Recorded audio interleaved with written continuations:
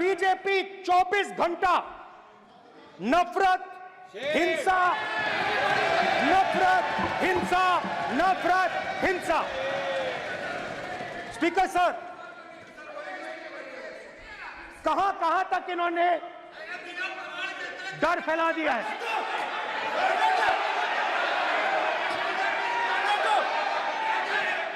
Please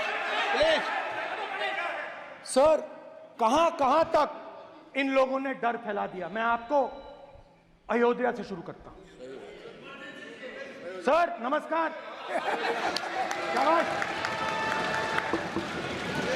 Ayodhya ने आपको message भेजा। अयोध्या ने राम भगवान, मेरा व्यवस्था का सवाल है।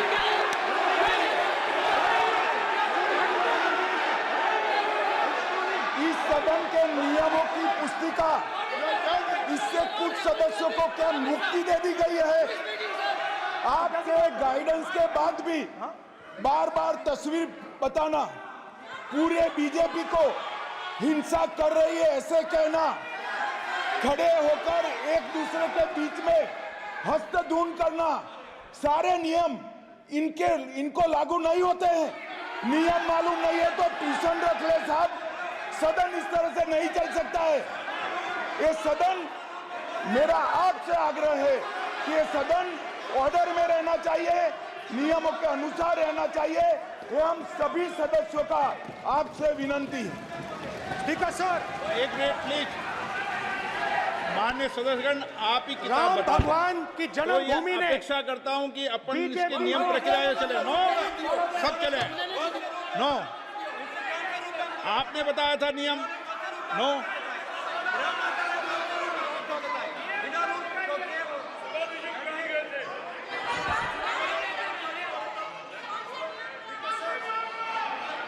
माइक दीजिए सर। हाँ सर, मेरा सवाल है सर, इस माइक का कंट्रोलर किसके हाथ में? प्लीज बैठिए बैठिए सर ये ऑफ होता है, प्लीज बीच में माने ऑफ हो बैठिए जाता है। प्लीज। ये बार कई बार विषय उठ गई और बहुत गंभीर, और माननीय सदस्य, आप प्रतिपक्ष के नेता हैं, आप सदन के बाहर भी ये बात कहते हैं कि माइक बंद कर देते हैं। मैंने कई बार आग्रहपूर्वक किया कि आसन पर इस तरीके का आरोप नहीं लगाएं। नो प्लीज, बात सुनिए।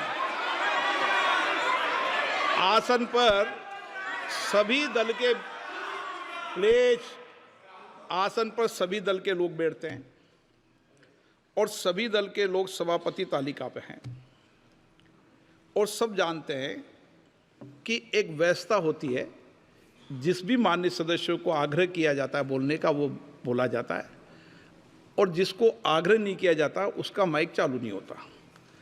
आप बोलने के लिए खड़े, आपका माइक कभी बंद नहीं हुआ, कभी बंद नहीं हुआ। आप अगर आसन में जो भी विराज रहे हैं वो अगर आपका नाम नहीं पुकारते हैं तब माइक चालू नहीं होता। ये व्यवस्था हमेशा इस सदन की रही है, पुराने में भी और नए में भी।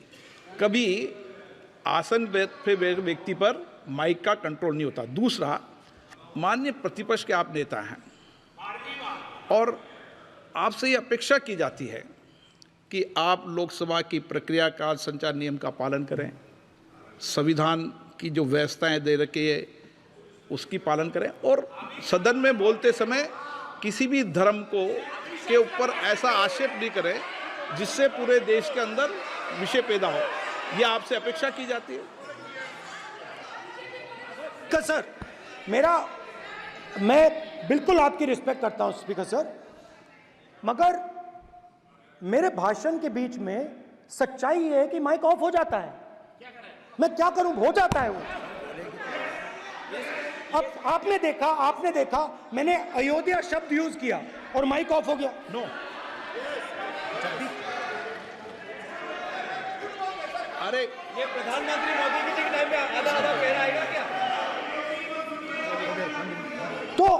तो अयोध्या ने राम भगवान की जन्मभूमि, प्लीज ब्रदर, राम भगवान की जन्मभूमि ने बीजेपी को मैसेज दिया, और ये आपके सामने मैसेज बैठे हुए हैं। मैंने इनसे पूछा, कल कॉफी पी, इनसे मैंने पूछा बताइए, मैंने पूछा कि बताइए ये हुआ क्या। बीजेपी ने राम मंदिर का इनॉग्रेशन किया, बोलने दीजिए, राम मंदिर का इनॉग्रेशन किया। अरे भाई आप हार गए, उसको सहन करिए। नाम बोलने की कोई जरूरत नहीं है, मैं भाषण दे रहा हूं, आप नहीं दे रहे हो। मुझे बोलना है जो बोलना है, मुझे नाम लेने की कोई जरूरत नहीं, मुझे जो बोलना है मैं बोलूंगा। तो अयोध्या ने मैसेज दिया और मैंने इनसे पूछा कि हुआ क्या, और इनका जवाब आया। मैंने उनसे पूछा कि आपको कब पता लगा कि आप अयोध्या में जीत रहे हो, और आपने कहा पहले दिन से मुझे पता था। सही बात। और मैंने कहा ये क्या हुआ, उन्होंने कहा राहुल जी, अयोध्या में एयरपोर्ट बना, अयोध्या की जनता से जमीन छीनी गई और आज तक उन्हें मुआवजा नहीं मिला है। उन्होंने कहा, सही बात, उन्होंने कहा कि अयोध्या में जो भी छोटे छोटे दुकानदार थे, जो भी छोटी छोटी बिल्डिंग्स थी, उन सारों को तोड़कर गिरा दिया गया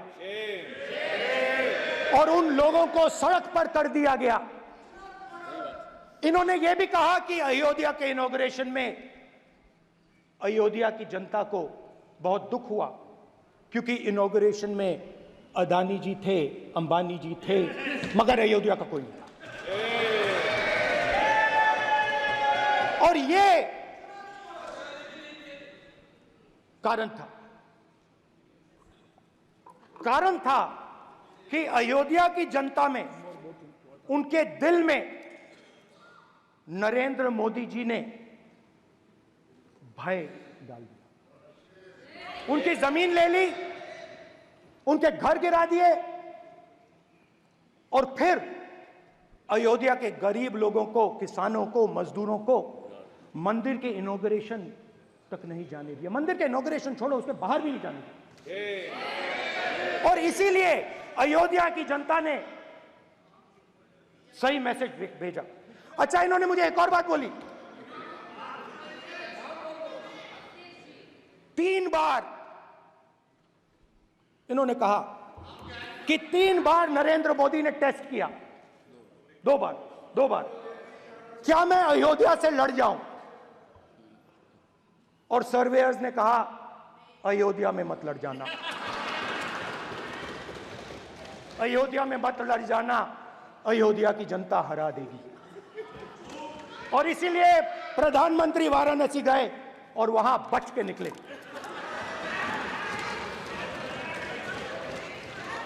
तो अयोध्या की जनता को डराया, पूरे देश को डरा दिया।